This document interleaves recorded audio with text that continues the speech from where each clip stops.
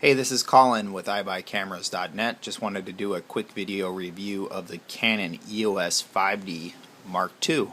This is a full frame Canon camera, and it came as a kit with the Canon 24-105 f4 L lens, which is a great lens. I would say this lens would work for 90% of your shooting. Very versatile lens. Very lightweight. It is only f4, so that is a drawback for some. If you're going to be doing a lot of portrait work or trying to blur out the backgrounds on some of your portraits, it's going to be tougher to do with this lens because of the f4 aperture. But it does have image stabilization, which can be turned on or off, and you can see that right there. And the little switch is right here. I would recommend turning it off when you're not using it.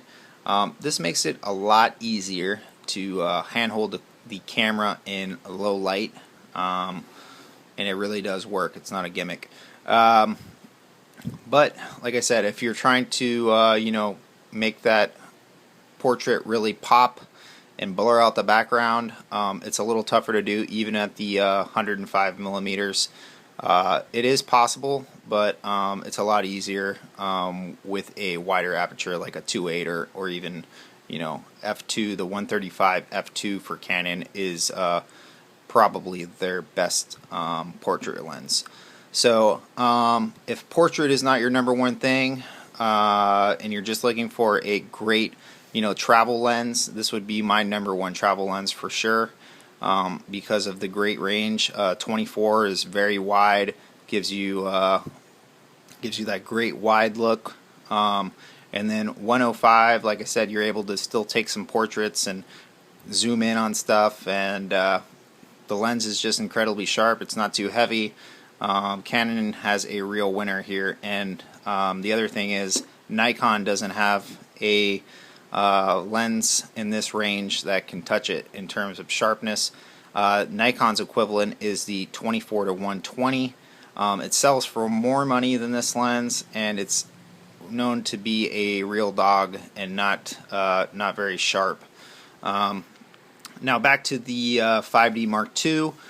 A couple functions that I really like on this camera are the custom functions, the C1, C2, C3. You could set these so maybe you're on vacation or something and you want to shoot medium-sized JPEGs with auto white balance and auto ISO with continuous autofocus for shooting your kids. You could set that for C1, and C2 you could set it up for landscapes. You're going to shoot raw images at predetermined white balance, or you could even leave it on auto white balance.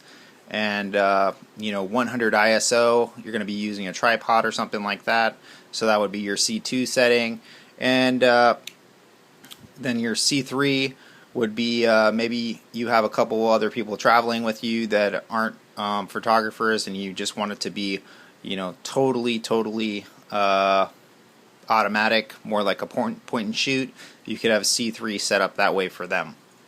So really easy to go from medium-sized JPEGs, shooting your kids with continuous autofocus, to I'm shooting landscapes in RAW, to C3, I'm handing the camera off to mom who doesn't know anything about cameras. So it's a really great feature to have those. And then of course, if you're watching this review on a 5D Mark II, you're probably a photographer, so you know all the rest of these.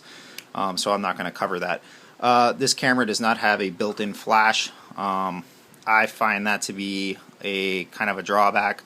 Canon says that this is a professional camera. You should probably own a strobe or some way to trigger your flashes or strobes.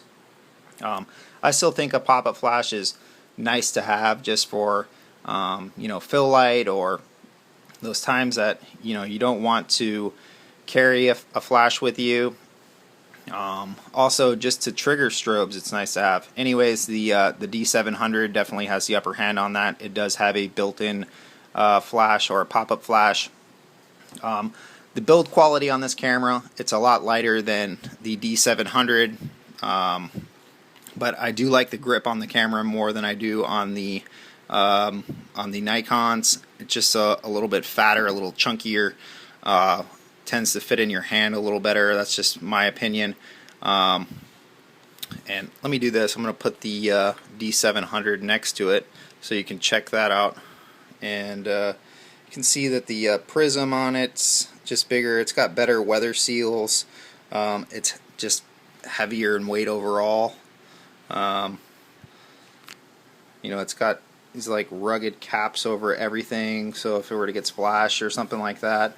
But it is heavier, and if travel and family photos and stuff like that are your you know, what you plan on doing the majority of the time, I would probably buy the 5D Mark II. If you're really going to beat up your gear and, you know, stuff like that, I would say that the you know, the D700 is definitely a more rugged camera.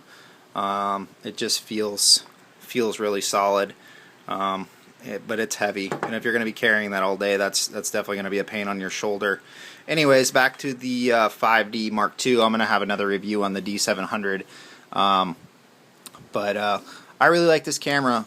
Great camera. I will say that the autofocus is a little primitive in comparison to the Nikon. This one only has 7 points, and it does tend to hunt in dim lighting.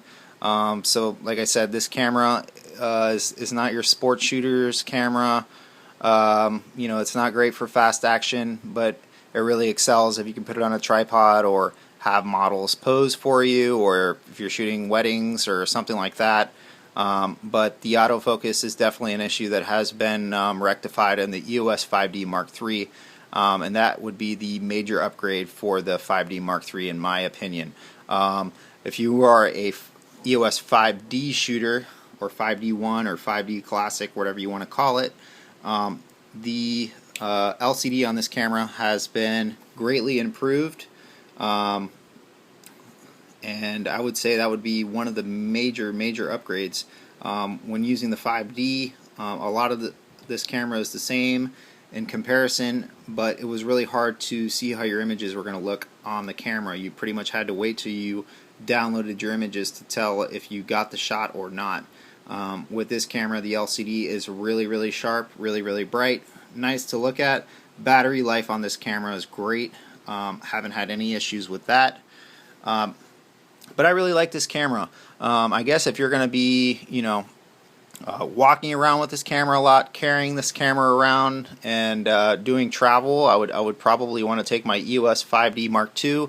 If you know, I'm a little tougher on my gear, and you know, I already own lenses for Nikon from back in the day when I shot a Nikon F2 or something like that.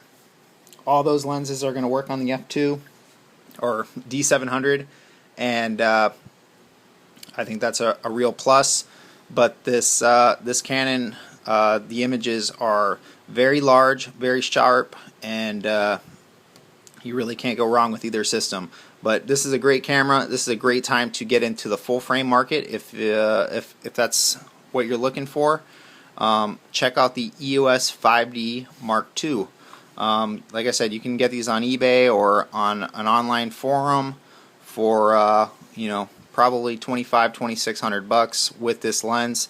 The lens by itself probably sells for $800 to $850 used, and then you're looking at probably $1,700 to $1,850 for the body in great shape with the box and, you know, manual CDs and everything like that.